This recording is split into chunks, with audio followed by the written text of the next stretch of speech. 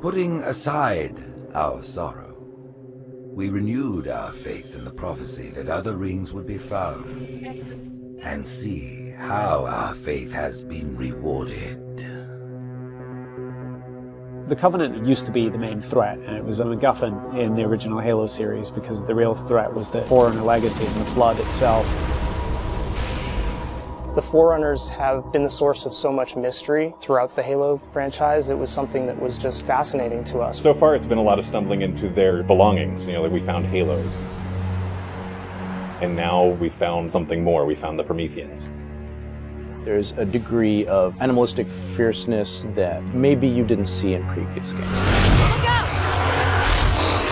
The conditions and the context are what pit a hero and antagonist against each other. For this game, we're going to get to see a lot of complexity to their civilization. From their worldview, what they're doing has to make sense. Trying to figure out ways to tell that story without interfering with the shooting aspect of it has been a really challenging thing. We've gotten glimpses of this Forerunner presence that was kind of always there, open as to whether it would ever erupt. And it did. We're trying to really take game systems and manipulate them and give them emotional coloring and context. We wanted to create something that could stand alone and be an enemy that is just as challenging, just as engaging as the Covenant has been in the past for Halo. A lot of that initial discussion was around if you had this incredibly evolved race and they were well beyond humanity, the Covenant, what would that look like?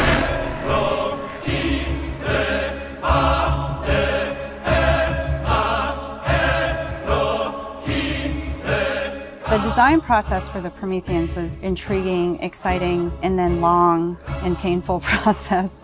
I think just because everyone was so invested in what they wanted out of them. How do you imply something strong, something vertical, something different? And how could we actually have a global logical language out of that Forerunner philosophy? Anybody who's played Halo goes, okay, Forerunners is the silvery angular stuff with blue lights across it.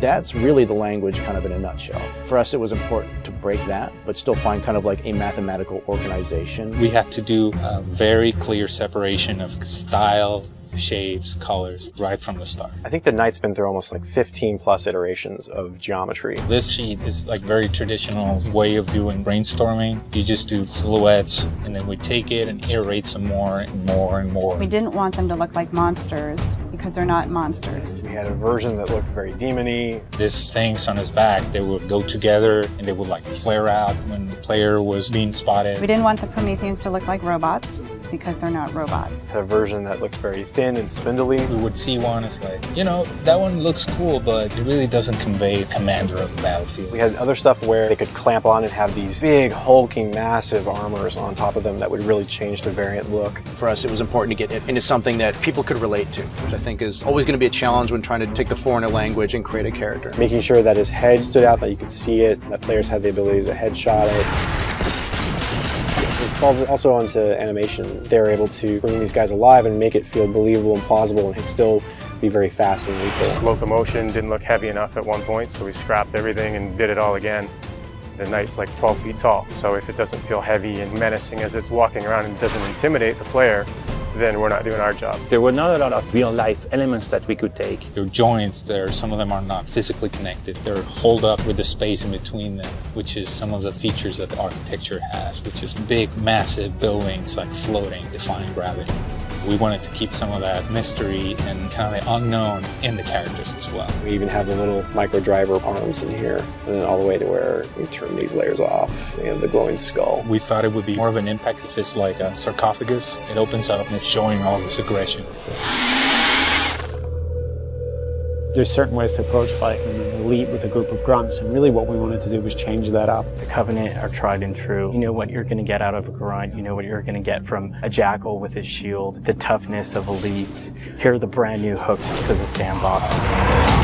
Prometheans are made up of the Knights, the Watchers, and the Crawlers. One of the big focuses for us in the design of the Forerunners was to have these different enemy classes that would be able to work together. Having this dissection so that when the player went into combat, he's sort of tactically evaluating which order to take guys out. They don't act independently of each other. You put any combination of them together, and the strategy you need to engage with them is really different. There are a variety of Knight classes.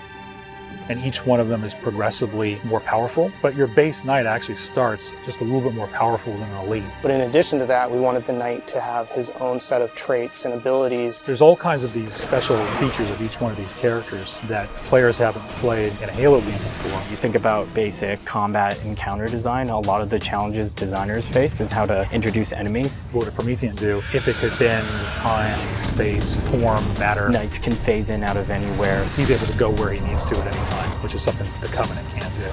Heads up! Crawlers can walk on walls, walk on ceilings. If a knight shield bursts, crawlers will come rushing at you and try and like melee the player to get more aggressive. These certainly slot into that grunt style combatant. And so there was certainly a want to make sure that we can get a lot of them on screen. If you let too many of them get together, they become a really formidable force. One-off, super fun to take out all together. It's like a pack of feral dogs. Its mandibles, when it screams, will actually separate and float around in the air while it's howling. Animation added so much fresh behavior to this character. It's very exciting. The Watcher is definitely a support class. One of the things we wanted to do with the Forerunner characters was constantly have them mix up their tactics and make the player react to it. The Watcher is able to regenerate knights. One of the things we needed to do when the Watcher design was coming along was make sure that the Watcher would actually fit inside of the Knight. That bursts out and swap to the actual Watcher asset. The Watchers are aware of the Knight's damage, they'll protect them, they'll catch grenades, so they kind of coordinate their efforts. The Prometheans feel like the most advanced of the bunch. They're able to bring all of their technology and wisdom to the battlefield. With new enemy class comes new weapon class. We literally concepted probably 200 weapons for this game before we settled on the half a dozen that went in.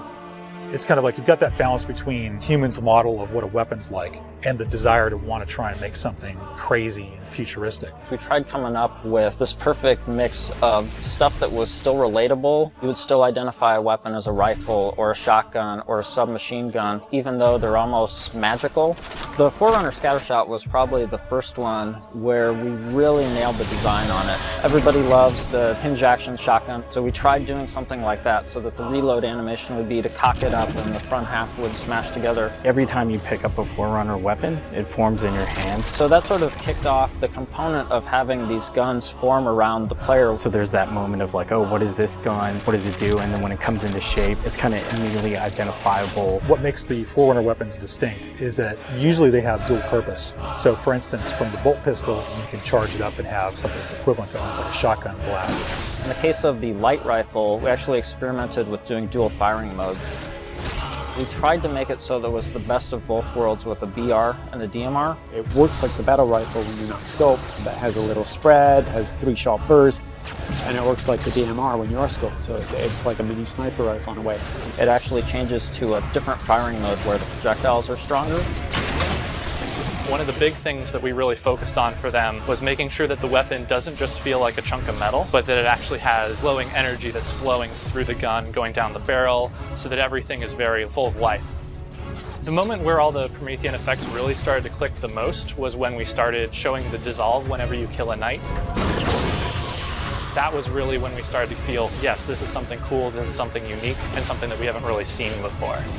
This is an early prototype of the Knight E-Res. As the sphere expands, you see the particles are birthed, and everything in the red region you see will be the crack and the erode. When you shoot and kill the knight, the actual point on the body where you did the damage is where the dissolve starts. So if you shoot from his foot, he will de-res from the point of his foot up.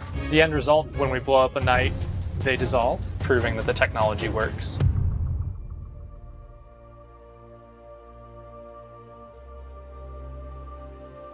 I look at the changes that we're making, and it really feels like we're making a sequel to Halo 3.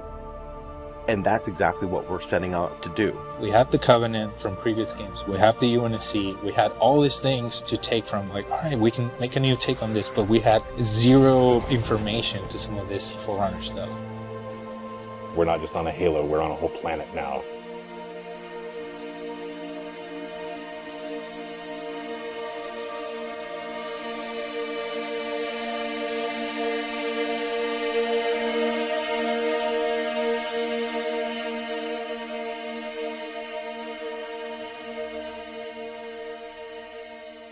We're not just threatening one corner of the galaxy, we're threatening everything. We're listening to the fan feedback. We're incrementally evolving different aspects of the game design, but there's nothing really revolutionary. And I think that's important, because I think really good design is evolutionary, not revolutionary. And I think at some points we got in our heads with this game that we're just going to make another Halo. I don't think that's what people want. They may think they want that, but what they really want is something that speaks to the things that they love, but then provides them with something new.